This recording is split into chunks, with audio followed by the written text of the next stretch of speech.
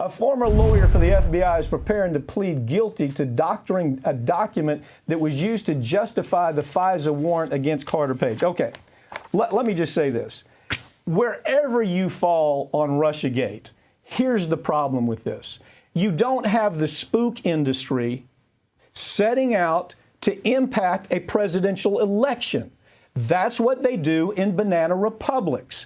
That's what you expect in South American countries that are third world countries where you have the spook industry that decides who's going to be the next president. That's really the overriding issue here, regardless of where you land on this. You know, this story is looking worse and worse, you know, especially at this point right now. I don't think very many people, unfortunately, paid attention to this news that broke, what was it, last Friday, don't ever break news on Friday. That's where news goes to die. Exactly, and corporate media helps it die. Right, but this guy has said, okay, listen, I submitted the stuff to the court for the FISA warrant. I doctored this piece of evidence. It is reported that he also included the original document in there, so I don't know a lot about that in particular, but he did doctor a piece of evidence to the court, indisputable. With an intent. Right. Let's get to that point. He intended to put something in motion that was going to affect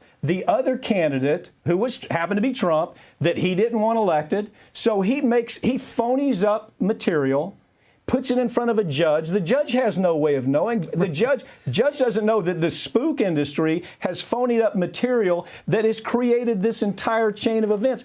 I don't care where it lands. I don't care that the Russians probably did hack, and they probably had some involvement in this election, just like we do in other countries. But you don't have the spook industry determining who's going to be president. Right, and his justification for it is almost comical because he claims, this former lawyer, who's a very young guy, by the way, he says, well... Kleinsmith. He says, well, I thought what I put on there was true. I thought this was true. You didn't have to touch the evidence at all. You know, you had it for Carter Page, what you needed or what you felt you needed. And if it wasn't there, it wasn't there. But this really does blow a huge hole into this narrative that had been created. It could have been something that was done right. Yeah. And the worst thing is you've got the CIA and the FBI saying, hey, let's get together and affect a presidential election. I don't care who you were for, whether you were for Trump or whether you're for Hillary. It doesn't make any difference. You don't have the spook industry determining who is president of the United States. And that's what happens in banana republic third worlds. And they better this is just the beginning. Yeah. Because if you think this guy pleaded without naming names, trust me, the guy, Durham, who's doing the investigation, if you remember, is the same guy who did the investigations on Guantanamo. Yeah. You know, he's the one that said, hey, you better get control of how you're treating these prisoners. And he's very vocal about it. He did a great investigation. So he's straight up. These people involved with this, they think it's over. It's just started. California Appeals Court has revived a lawsuit by Orange County residents that accuse the police of conducting an illegal informant program in local jails that undermined justice for decades. Brigida Santos joins me now from Los Angeles. Brigida, when did the OC jailhouse snitch scandal first come to light, and what did it reveal? How did all this start? Well, the scandal was uncovered by Orange County Assistant Public Defender Scott Sanders during the trial of Scott DeCry, who fatally shot 8 people at a Seal Beach hair salon back in 2011. Now, during hearings in that case, it was revealed that a jailhouse informant had obtained a confession from DeCry. That informant, Fernando Perez, is a former leader in the Mexican mafia. He had a lot to gain by getting this confession. Public Defender Sanders noticed that Perez had also obtained confessions from other clients, which prompted him to investigate a little bit further because it seemed very fishy. Now, after digging around, Sanders discovered that for 30 years, Orange County Sheriff's deputies were secretly housing jailhouse informants near high-profile defendants to obtain confessions and collect information. Informants often did this by threatening defendants with violence or even murder in exchange for money or reduced sentences. While it's not not illegal for law enforcement to use jailhouse informants. It is illegal for law enforcement to send informants in to get confessions from defendants who have already been charged in a crime and have the constitutional right to have an attorney present. It's also illegal for prosecutors to purposely not disclose evidence about informants to defense attorneys and to lie to the court, which is what the allegations are in this case.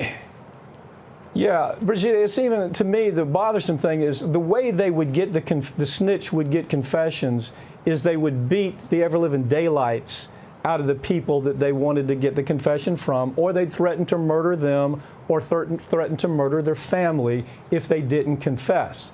I mean, there's this really, really dark story.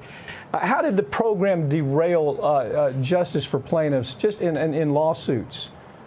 Give me an example of that. How did that end up happening? How did it actually derail the entire claim? Well, the American Civil Liberties Union, which filed the original case back in 2018 on behalf of Orange County taxpayers, they documented at least 146 cases since June of 2016, where the district attorney's office broke the law in failing to turn over evidence about an informant program. Now, the lower court initially ruled that the plaintiffs did not suffer direct harm, so that they didn't have grounds to sue. Even though one of those plaintiffs is the sister of a woman who was killed by Scott DeCry, her family was denied justice for years due to delays in this case because of revelations about the program. In another case, information came out that would have exonerated a prisoner, but the DA's office didn't want to admit that they had obtained it through this program, so they did not let that guy out of prison. Now, the appeals court has just overturned the prior ruling, stating that the rights to due process and the assistance of counsel are public rights that every citizen has interest in upholding. So this is now going to go back to the Orange County Superior Court for a trial or a possible settlement. Okay. So here's how this works. The prosecutor or the police department, the law enforcement, they can't go in and beat the ever-living daylights out of a snitch and tell them that you better say this or else. You better do this or else. We're going to kill your family. That's the kind of threats that are coming from the cartels that are locked up with these folks. And just like you say, you know what? They don't have anything to lose. There's nothing to lose except they get a deal in the end. Some of them make money. Some of them get their sentence reduced. But this is an ugly story, and it seems to be getting uglier if they don't get under control. And you know what? It's probably happening all over the country. What do you think, Brigitte?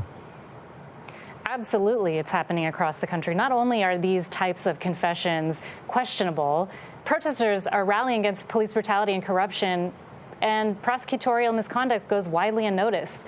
But prosecutorial misconduct is just as important. The district attorney and state or federal attorneys general have the ultimate power over policing. They're often too symptomatic when it comes to police abuses because they see themselves as part of that same team. Prosecutorial misconduct is a leading cause of wrongful conviction. It's sending innocent people to jail for years, in some cases even for life. And some of these people, as you said, they have nothing to lose. They'll give people up for something as small as $25 or even a pack of cigarettes. And it puts these types of confessions, the credibility of them, in question. Yeah. Brigitte Santos, thank you for joining me, okay? Thanks.